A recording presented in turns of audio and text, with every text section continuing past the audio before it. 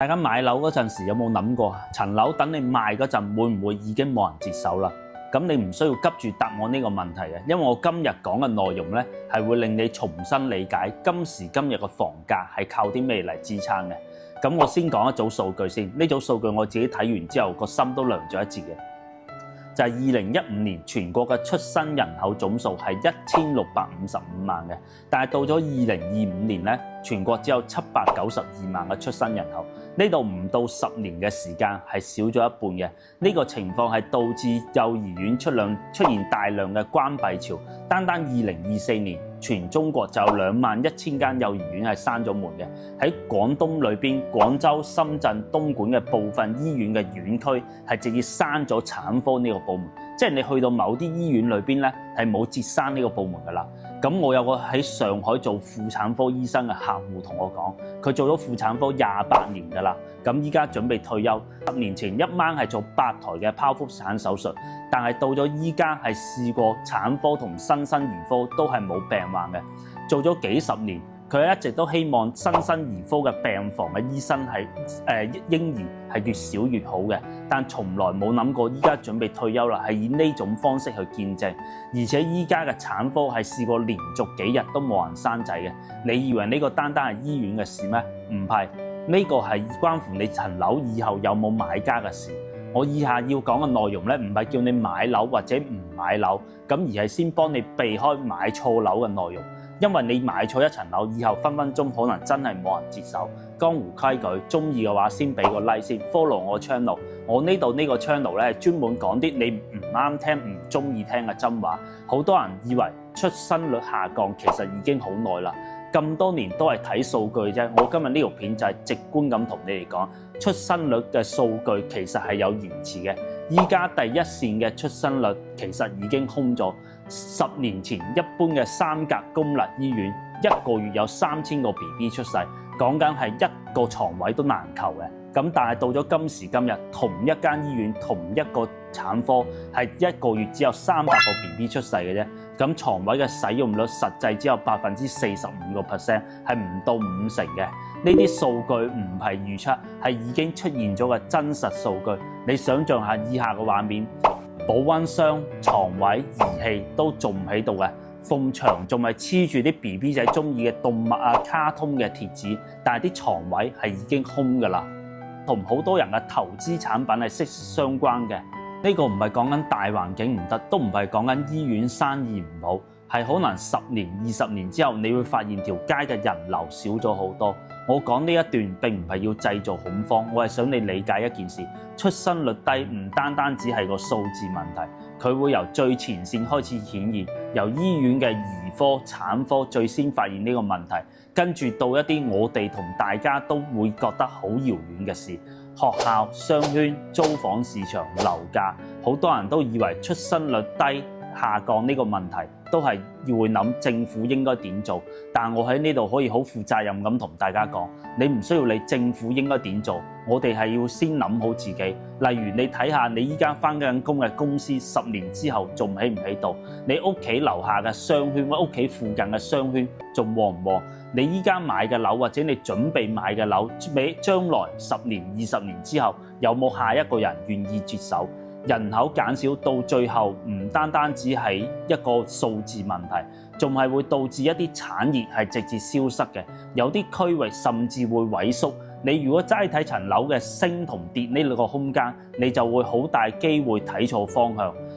人口減少帶出嘅問題咧，係唔會突然之間顯現嘅，佢係會一層一層咁樣燒落去。最先由產科、兒科，跟住到幼稚園、小學、初中、高中，最後到大學。但係你要知道一件事，房地產永遠係最後一個知道嘅。舉個例子，你記唔記得小學嗰陣自己班有幾多個同學仔？一個年級裏邊有幾多個班？以前一個年級裏邊好多個班，一個班裏邊有50-60個同學。但係依家好多學校、好多地方唔係話人少咗啊，係成間學校幾乎冇人嘅。我喺呢度同你講一個好難想像嘅事，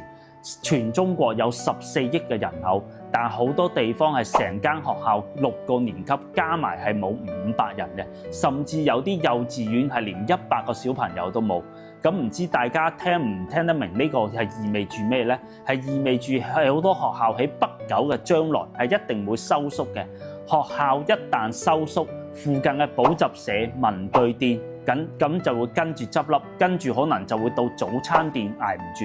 再講啲現實嘅問題，因為附近嘅人口少咗，商圈少咗，可能呢啲商圈就會頂唔住，連帶商圈附近嘅巴士嘅班次都會減少。呢個時候顯現嘅問題就係樓價會下降，因為買嘅人少咗啦。咁但係到你賣嗰陣時，你先會發現原來問嘅人係一年比一年少嘅，呢個先係最可怕嘅地方。跟住我哋講大學，根據我哋現有嘅數據咧，未來10年嘅大學生總數係會繼續增加嘅，預計到2035年係會達到一個最高峰嘅峰值，係有7500萬嘅大學生。咁首先呢個增長係得益於2個方面嘅，第一個方面就係以前嘅人口出生率。咁因為呢一批到2035年呢一批嘅大學生咧，係18年前已經出世㗎啦。另外一個方面就係國家制定嘅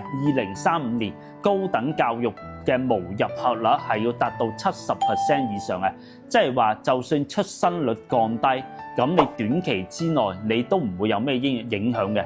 因為10年之後可能係通街都係大學生。現實嘅問題係由2020年開始，其實呢個出生率係已經跌穿10%㗎啦，係得8.52%嘅。咁到咗2022年，人口係直接出現咗負增長嘅，所以到2035年之後，大學生嘅數量先會開始減少。咁我哋接地氣啲咁講就係，近呢幾年出世嘅小朋友喺以後就會人人都有大學讀，個個都係大學生。咁你覺得依家靠私立大學租俾啲大學生收租嘅樓、收租嘅產品會有啲咩變化呢？我講個之前舊客問我嘅問題，佢 send 咗一個珠海金灣某個樓盤俾我，就問我阿康啊，呢間好似 OK 喎，周邊幾間大學買嚟投資收租好似唔錯喎，而且個 agent 同佢講回報率有6厘，咁而且係穩定嘅長租合同，好似好穩陣咁，你覺得我買唔買得過啊？一般呢啲情況我都會同佢講嘅。呢啲產品未來3到5年先至係最危險嘅。佢問我點解，有咩可能啊？依家滿租嘅喎，回報率又好似好穩陣，咁有咩危險呢？咁但係你試諗下，因為你層樓最核心嘅問題並唔係鋼筋水泥，咁而係學生少咗，租客群體就會變少，咁而且呢啲租客市場就會慢慢萎縮。少子化你要知道係斷層式消失嘅，咁依家6厘嘅回報好似好高，好似係話好穩定，但係到咗3、5年之後咧，人口少咗，學生少咗，租金就會變少，咁回報就會變低，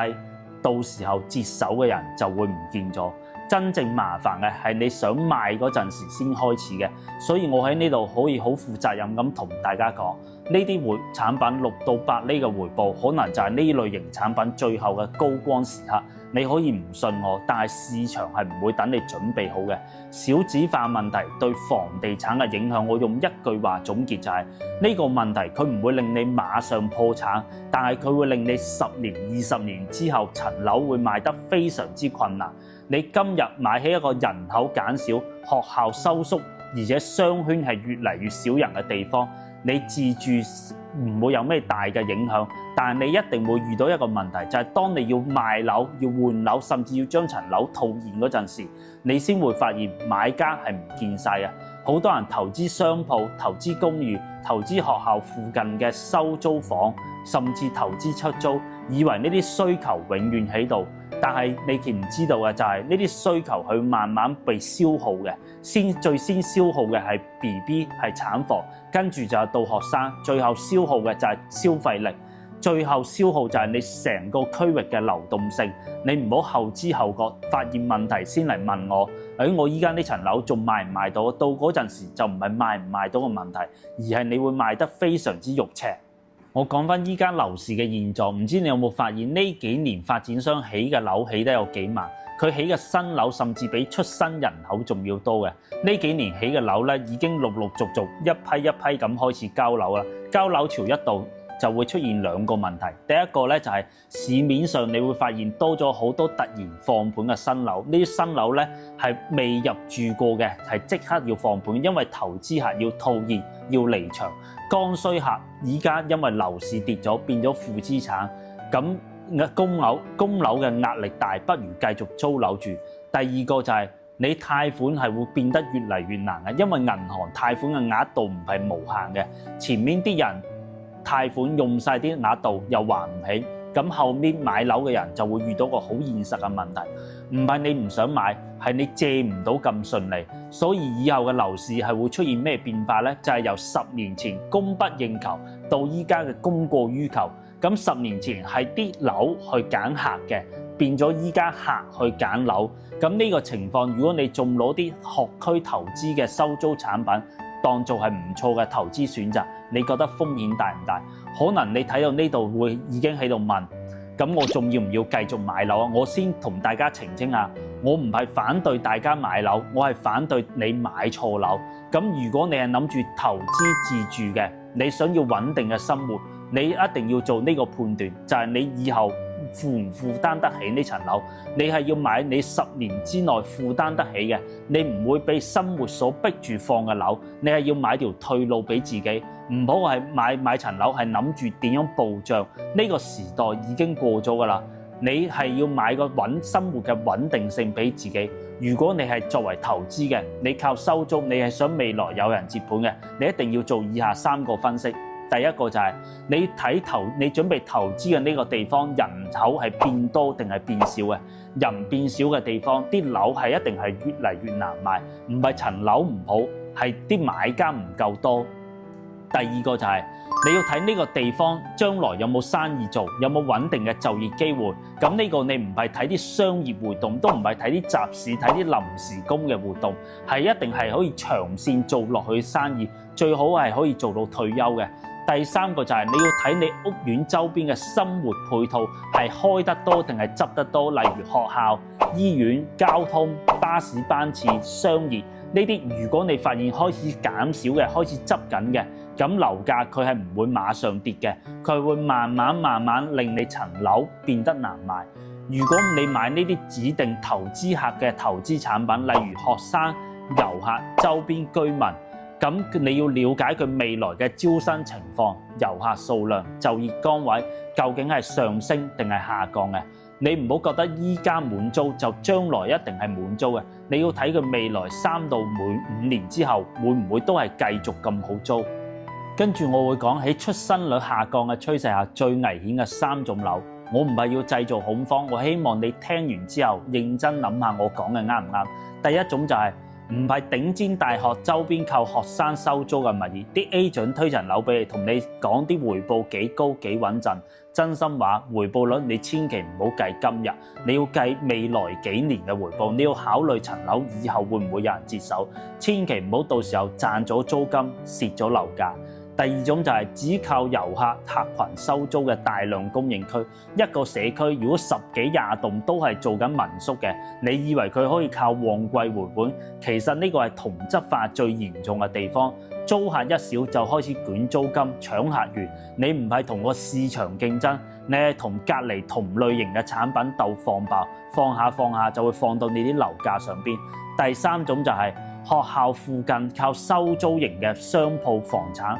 學校縮水，學生減少，周邊嘅補習社、文具店、早餐店都會受影響。尤其係嗰啲靠單一學校收租嘅商圈，咁一旦學生人數減少，教育機構就會先退場。未來學生減少，消費人群減少，生意難做，你間鋪租俾邊個？租金一降，鋪位嘅價錢必然會受到影響，會跟住降。將來願意接手嘅人